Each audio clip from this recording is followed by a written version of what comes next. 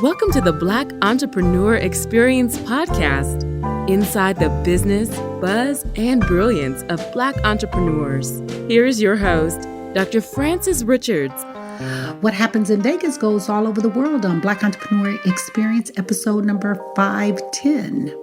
Hi, I'm your host, Dr. Frances Richards. Welcome to Black Entrepreneur Experience. Today we have an amazing guest, and it's Kia Benion from Chicago, Illinois, and her company is SoCo Sweets.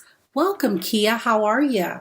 I'm doing fine. How are you doing today? I'm absolutely fabulous, and thanks so much for joining us on Black Entrepreneur Experience podcast. And so I'm going to allow you to give our audience an introduction about yourself. Give us a brief bio about what you would like them to know about you. Absolutely. Well, my name is Kia Benion. I am the owner of SoCo Sweets, which is a dessert catering company. We specialize in weddings, events, corporate events, receptions, anything you can think of in terms of large-scale event. In addition to SoCo Sweets, I also run the Pastry Engineer, which is an initiative that teaches high school students science through baking and culinary. And tell us about, how did you decide that you wanted to go into the pastry industry? I was reading your bio, and you had indicated about your father, and you would watch him bake, and that got you interested. But let's talk about, how did you transition from the engineering perspective to baking, and just the influence that your father had in reference to you starting this business? Absolutely. So as you alluded to in the question, I attended Georgia Tech and majored in civil engineering, which is what my background is in. However, I've always had a passion for sweets and desserts, which I acquired from my father. My father was a wonderful cook. And just very passionate and very loving about anything it was that he produced. So being in the kitchen with him really influenced me and my baking style. While as a student at Georgia Tech, I began to hone my baking techniques, and I enjoy eating sweets very much. And so I worked on my recipes so that they would be to a caliber in which I would enjoy them and my friends would enjoy them. And I always knew that I wanted to work in the culinary capacity at some point. I originally thought that would be, further down the road. Maybe I would retire, open up a bakery, something to that extent. But while I was still in college, through the encouragement from my friends, I started SoCo Sweets as a dessert catering company, and have been running it ever since. Yeah, that's kind of where the inspiration comes from. So I believe you've been in business for 5 years. Is that correct? That is correct. However, I was part-time the majority of that 5 years. It's only been recently that I have delved into SoCo Sweets full-time. And tell me about that aha moment. How did you know that SoCo Sweets were going to be successful? Absolutely. I think the aha moment in terms of SoCo Sweets and in terms of SoCo Sweets, and especially with making that transition from being part-time into full-time, was just recognizing the capacity in which I could do SoCo Sweets. I realized that was going to continuously be stifled if I didn't focus my entire energy on SoCo Sweets and expanding SoCo Sweets. Running it part-time, while it fulfilled me in terms of giving me an outlet outside of my 9-to-5 job, I knew that I needed to invest more time, more energy, not necessarily be burnt out from working my 9-to-5 and then attempt to work on SoCo Sweets. And so just when I made that realization that it took it would take my undivided attention in order to grow my business to the level that I wanted it to be.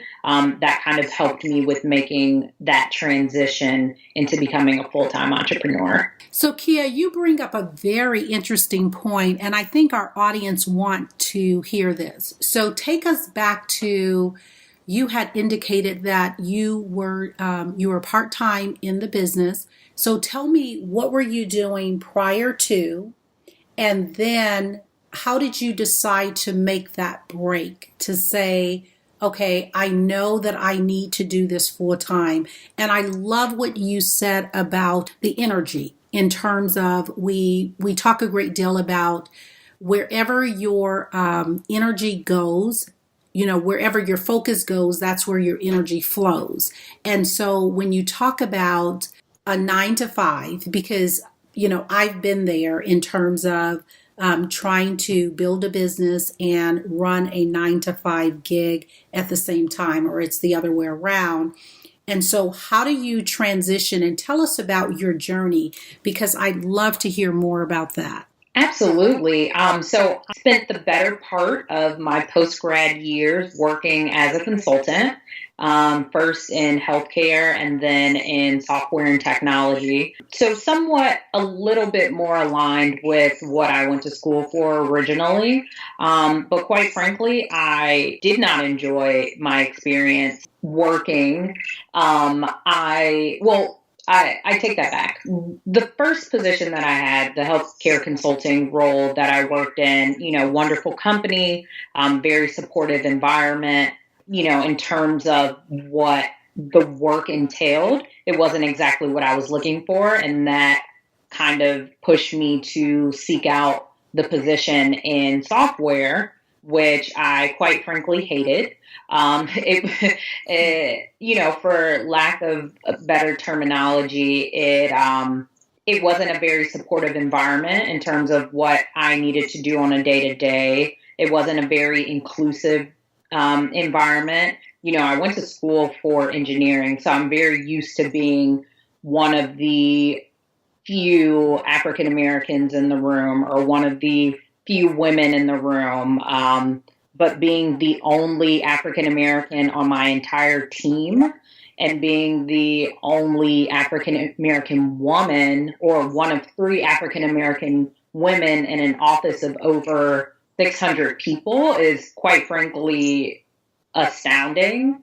And, I think that resonated well within how they ran the business and kind of how things played out. So quite frankly, I did not enjoy the experience of being there. And the company that I worked for actually got acquired by a larger company, and we know how mergers and acquisitions happen. So I actually was laid off from my position there, which typically when someone's laid off from a job, they're quite, they're frantic. They're trying to figure out what their next move is going to be. They're, applying for new positions. They're upset.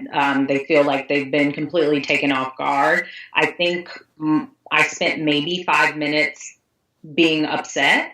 And then shortly after, internalizing what happened, I recognized that it was an opportunity for me to focus on my business full time. I deliberated for a few weeks before making a final decision to do so. But, just recognizing that I needed to invest my full time and my full energy into my business instead of taking another role in consulting or technology, I decided to just dive in 100%. So I definitely look at that experience as a blessing. Had I not been in a work environment that I, did not flourish and, was very detrimental to me, both mentally and, my physical health. I was sick all the time. And I'm a person that never really gets colds and stuff. I was constantly at the doctor for upper respiratory infections during the time that I worked there. So, having that experience and then being let go was a blessing because it allowed me the freedom and it kind of pushed me in the direction to focus on my business full time. So I'm actually very grateful having been kind of forced into making a decision that was then more beneficial for me, my health, my mental health, and allowed me to focus on my business full time. So tell me, thank you for that. And I was going to say the same thing. It sounds like that position was a blessing in disguise, that when one door shuts, another door opens wider. So it sounds like that was an opportune time for you. Kia, can you speak in reference to entrepreneurs in your family? Is there a legacy or a history of entrepreneurs in your family? And then can you speak on how your family reacted from you going to this full-time position, knowing that you were laid off and deciding not to go back into the workforce? So my family is actually comprised of, full-time and part-time entrepreneurs. So it's definitely a very supportive environment in terms of being an entrepreneur. My father ran a contracting and electrical company before retiring. My mom, she spent her entire career working for the Chicago public school system, but as a part-time business, she actually ran a Chicago historic tour company where people would hire her if they were in Chicago for a family reunion, or if there was a church group or something, they would hire her services to host these Chicago tours. So my parents are both very understanding and appreciative of, entrepreneurs, especially Black entrepreneurs, and they recognize the importance of, Black ownership in terms of how we as a people can kind of change our circumstances and change our economic impact, our economic footprint.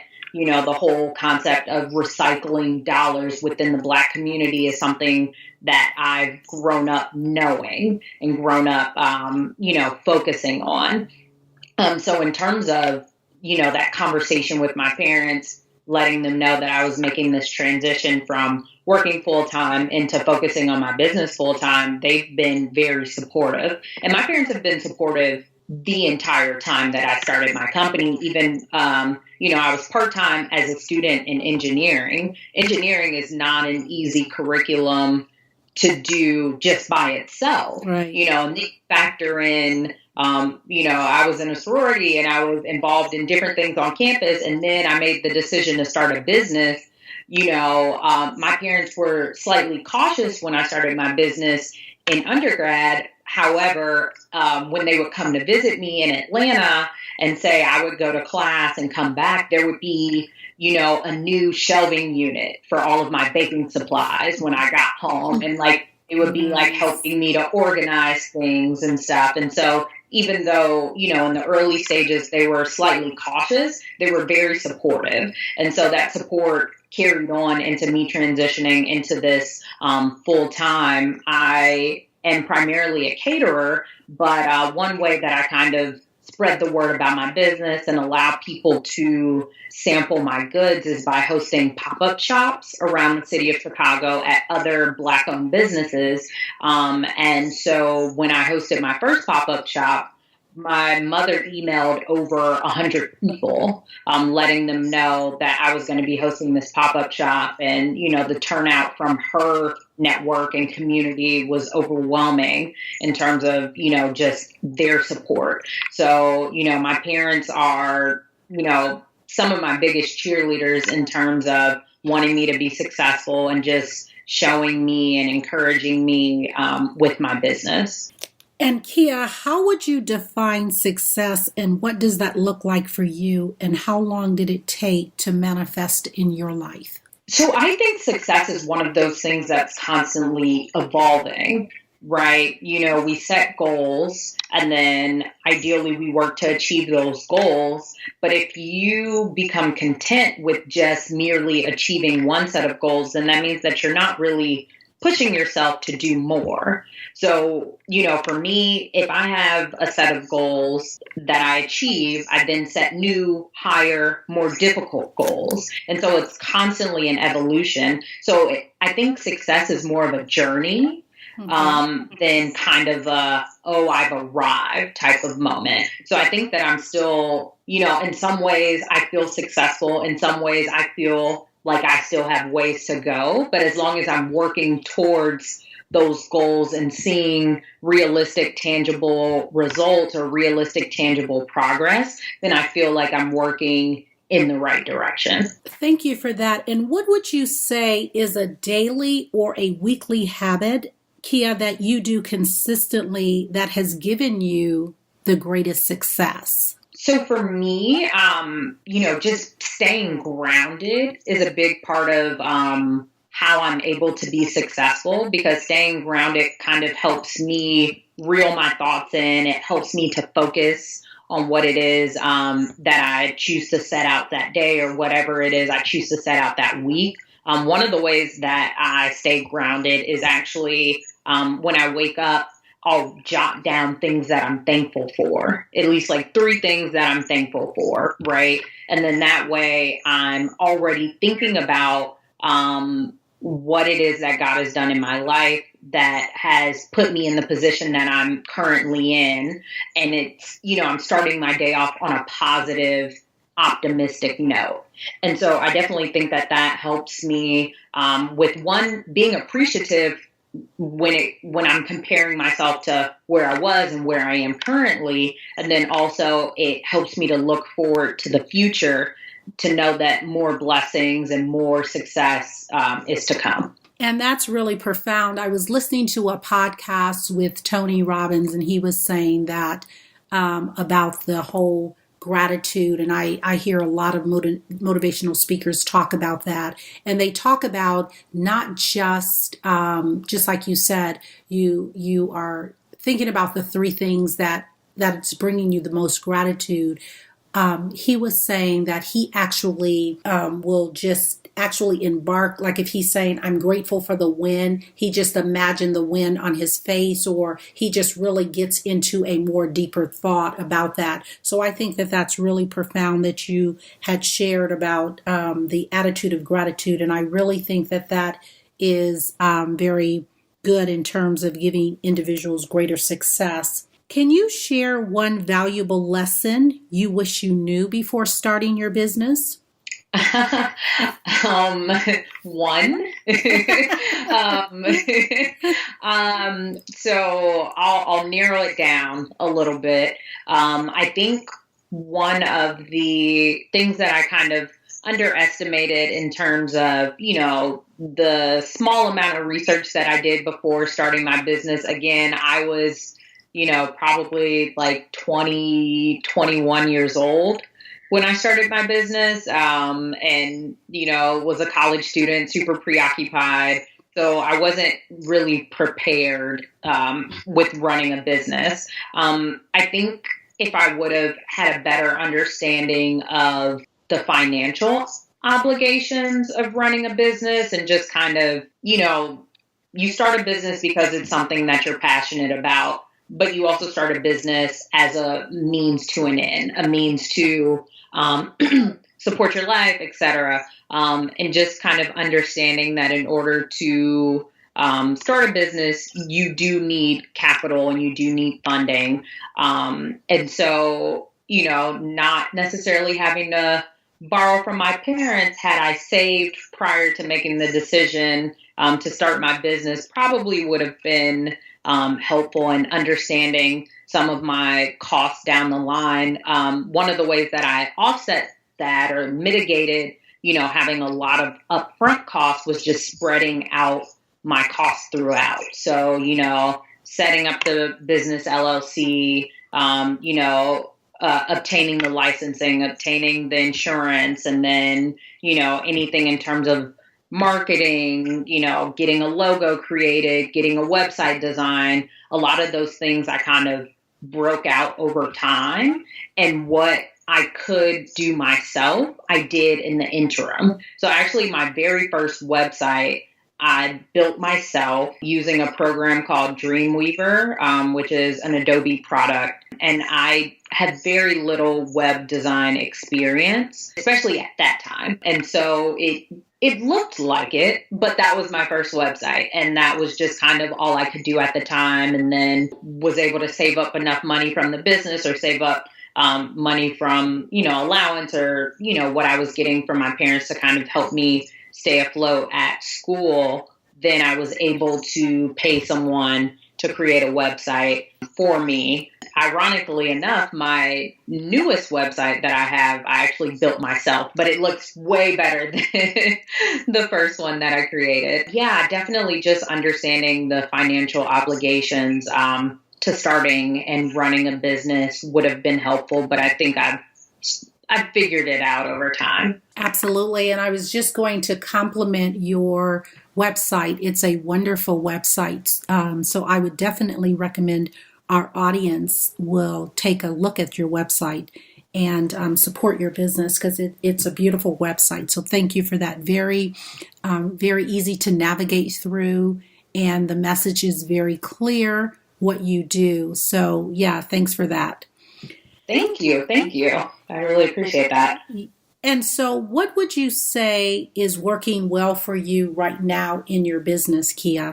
I think in terms of what is working well for Soko Sweets and just, other endeavors that I have going on is just the network. The network from friends and family and, just supporters.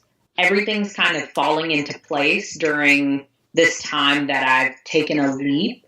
And it's definitely reassuring me that I'm moving in the right direction.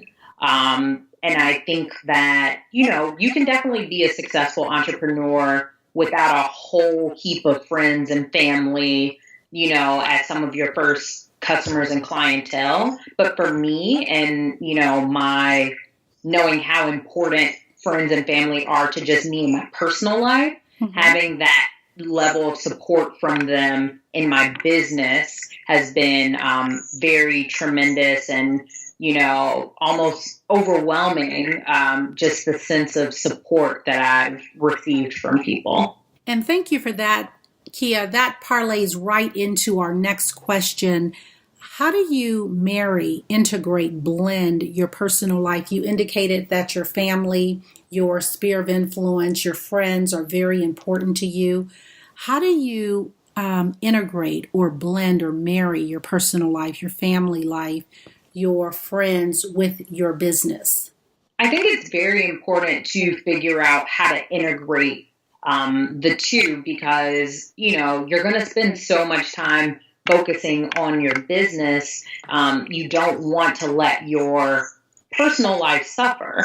You want to still continue to cultivate relationships. So one way that I do so is to figure out various collaborations that I can do. If I have a friend or a relative who maybe has a skill set in something or maybe is working towards a particular endeavor, I figure out how Soko Sweets can contribute or how me as an individual with my skill set can contribute to what it is that they're doing. And then that way we're almost working together or we're working on projects together, finding various ways to even get input from the people that I value most. I think that's really important too because it shows the people in your life who you love the most and you care about that you respect their opinion and you respect their opinion enough to integrate it into your business that you obviously are investing so much time, effort, energy, and finances into. So I think that, finding ways to collaborate and work with the people in your network and then also just soliciting advice and feedback and responses and having conversations and dialogue about your different business, maybe problems or some things that you've run into and getting their feedback helps people stay engaged with your business and also, allows you to continue to cultivate those relationships with the people in your personal life. So, Kia, let's switch to risk and failures. What is the worst moment in business, and what was the takeaway? So I'm going to pull from an earlier incident, or I don't want to say incident, but an earlier occurrence in my business. And that was actually when I took an order for a cake. And as a creative and as a baker, you always have to be flexible with being able to create things that you may not have done exactly before, right? Because the only way that you'll be able to expand your skill set is to continuously test it and to continuously grow. So, just because I haven't done a project that looks exactly like what my client is asking for doesn't mean that I'm going to turn it down if I think that I have at least a foundation that will be able to produce the outcome that they're looking for.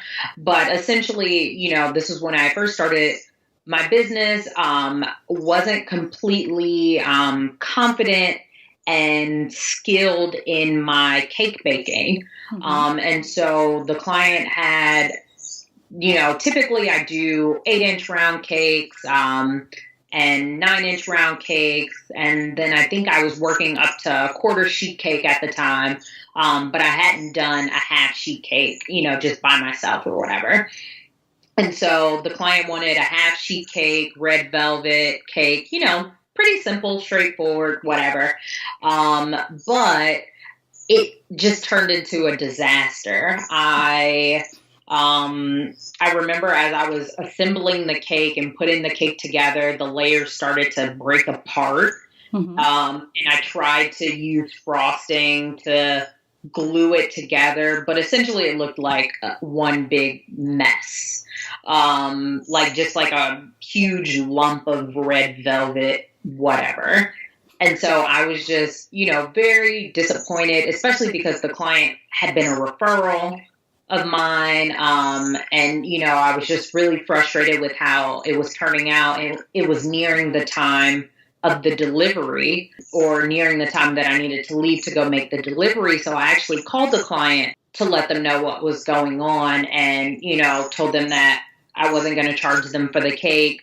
And I offered to, even purchase a cake for them from somewhere else that would, look up to the standards of, a birthday cake.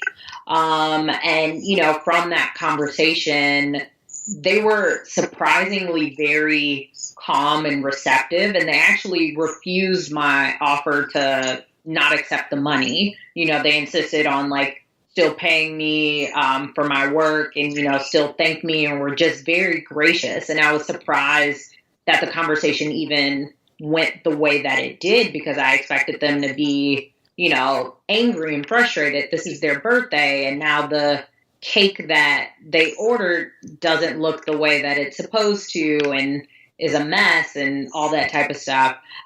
So it definitely, taught me to give myself enough time when I am embarking on newer projects. Obviously, a half sheet cake is nothing for me at this time, but 5 years ago, doing my first one, figuring out dealing with the cake and, making sure that it's cool enough and isn't going to crumble and all that sort of stuff. So, if I can't be fully prepared, or if I can't practice something in advance, then making sure that I give myself enough time to make sure that everything goes off without a hitch. And I kind of utilize that thought process in all of my orders, but the first wedding that I ever did, I definitely utilized that, because weddings are not, there's no time to play with the wedding. So not only did I give myself plenty of time, but I actually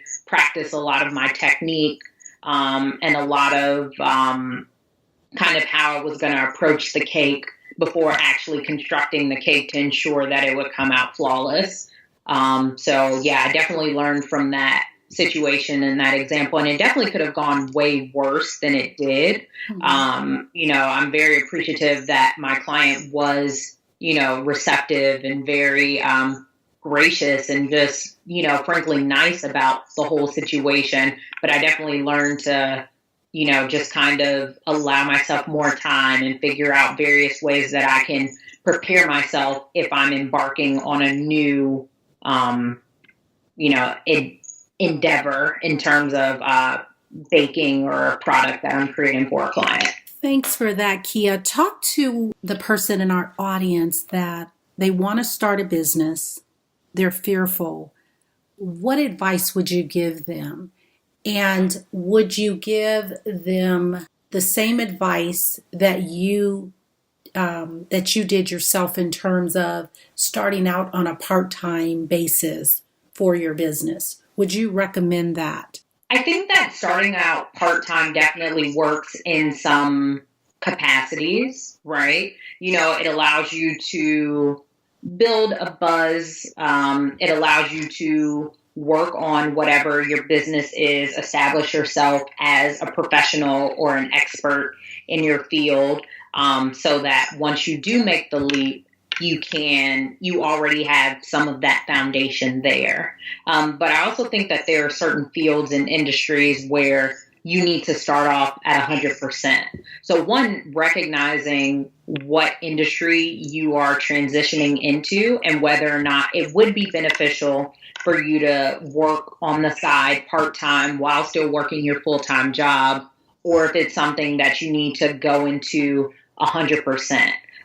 If it's something completely new to you and right now it's just an interest of yours, then you probably want to go in the direction of doing it part-time, like balancing your time between your full-time job and this passion project so that you become more comfortable with it, you can establish yourself, etc. But again, if it's something that you do have expertise in and you have practice in, and your industry is probably more receptive to you being full-time, because the majority of your competition or the majority of people working in the industry are full-time, then you may need to go in that direction. But I think generally speaking, just advice that I would give someone wanting to transition into being an entrepreneur is, you're never going to feel fully prepared to do so. And I think a lot of times people want to make sure that all of their ducks are in a row, and they want to make sure that they have all of their capital and they have, done the thorough research and, all of these steps that are definitely necessary and definitely things that you want to consider and look into and, work towards. But I think a lot of times people get so bogged down in those initial stages that they don't actually make the leap to doing their business. And so I think the moment that people recognize that you're never going to feel fully prepared, you're never going to feel 100% like, yes, like, I got this. Once you realize that, then you'll feel more comfortable with making that transition.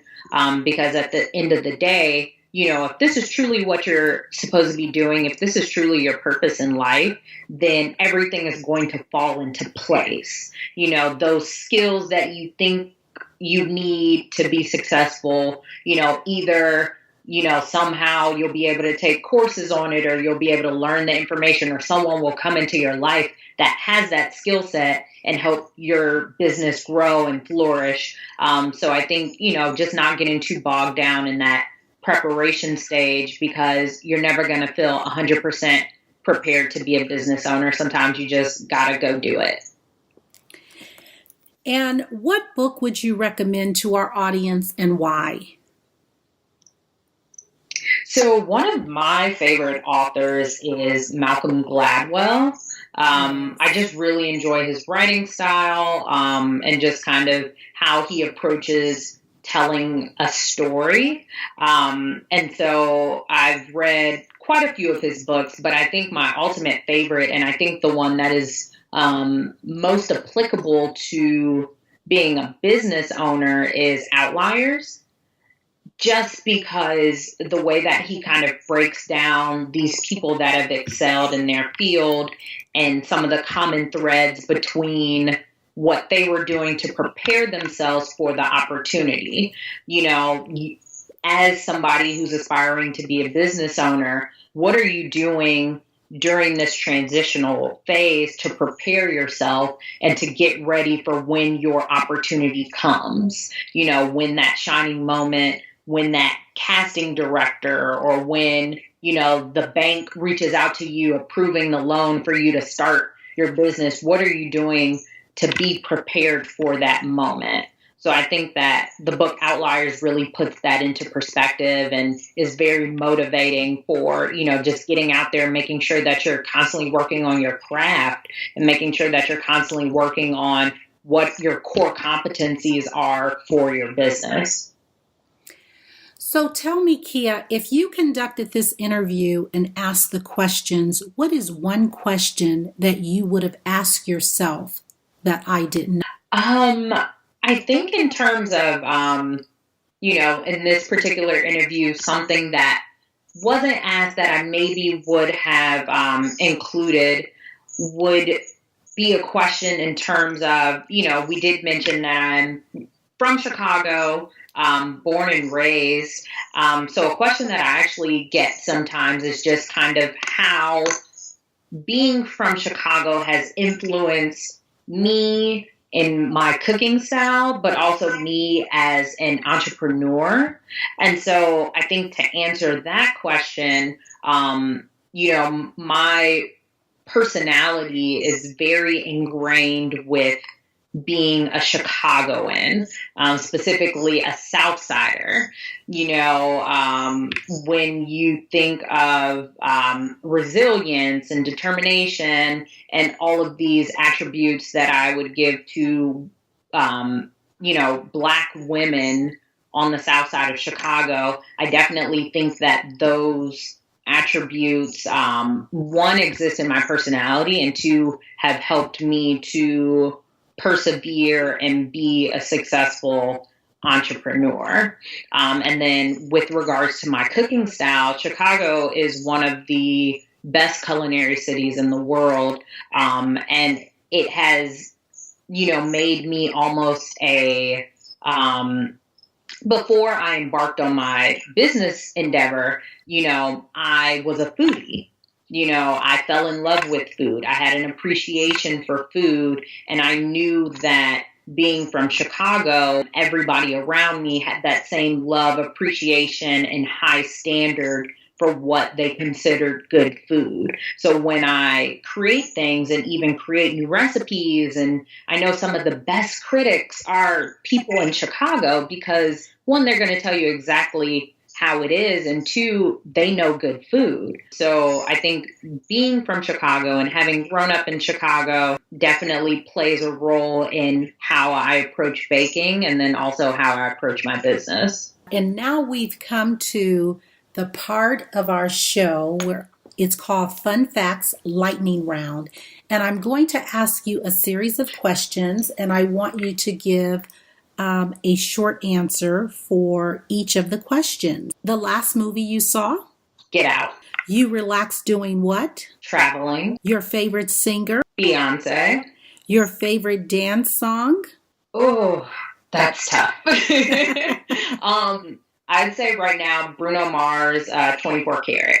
And what food you eat every week, no matter what? I would probably say it would be pizza, but I actually gave pizza up for Lent.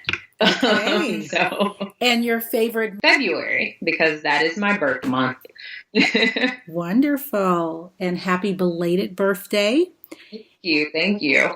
Thank you. And Kia, what is the best way for our audience to connect with you? Absolutely. So the audience can reach me via my website, which is www.socosweets.com, and that's SOCOSWEETS.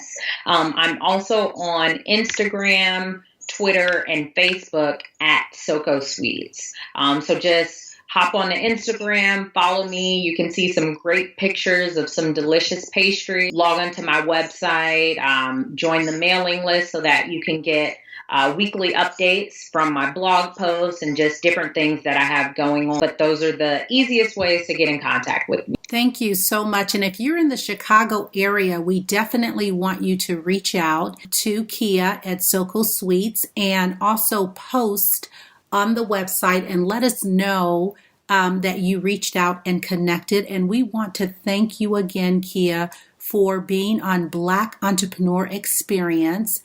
And we are so excited about your business, and we look forward to hearing about what is going to happen in the future. Absolutely. Thank you so much for having me. Thank you for listening and subscribing to Black Entrepreneur Experience. We would love for you to leave a review and rating on iTunes and share with your friends. For show notes and more episodes, go to www.beepodcast.com. Join us next Wednesday, and remember, green is the new black. So keep your bank accounts and your business in the black.